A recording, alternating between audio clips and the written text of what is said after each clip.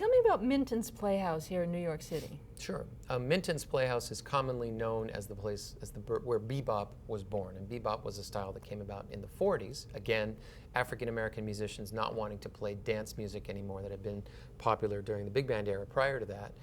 They wanted to explore jazz as an art form, and so they used Minton's Playhouse, which was a very small club up in Harlem, as sort of their laboratory, and there's some great recordings that come out of there.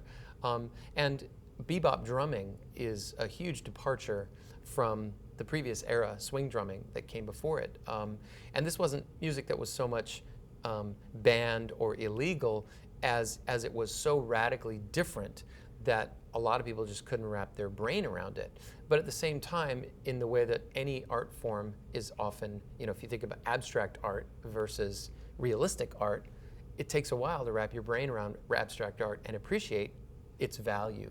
So it's sort of similar with bebop, and it set jazz off on a very particular trajectory, and certainly drumming.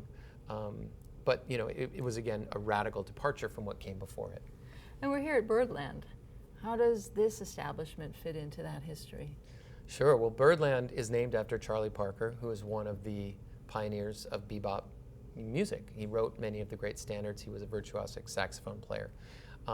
So this is not the original location of Birdland, but the club was literally named after him because he had such a powerful effect on jazz. So I am very fortunate. I play at Birdland every Monday. This is truly, they call it the jazz corner of the world, and I feel like it's an honor to be able to walk through these doors and play where the great jazz musicians of the world today play, and where so many have played in the past. And I get to do a regular gig here on Monday nights, so it's a wonderful thing. Where do we find the DVD? Where do people find the DVD? You can purchase it off my website, which is just danielglass.com. It's also available on Amazon, or they can purchase it from any music store, Guitar Center, Sam Ash, or your independent music shop. They all have access to it, and it's available there. What's coming up for you? That phone call, no. Last year, I had the opportunity to join the Brian Setzer Orchestra. Probably some of your viewers know Brian Setzer. Was the guitar player in Stray Cats, who became famous in the 80s, and then in the 90s he had a very popular 18-piece big band, and that band is still going.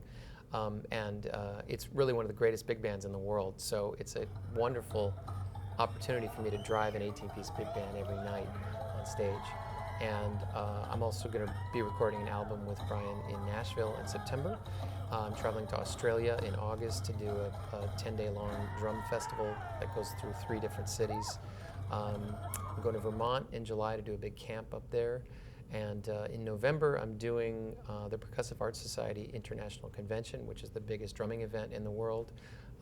And I'll be presenting a clinic there based on the material in the Century Project. So I'm really excited to have the opportunity to teach drummers and musicians all over the world about their collective history, tradition, and evolution, because it's something that very few people have ever done.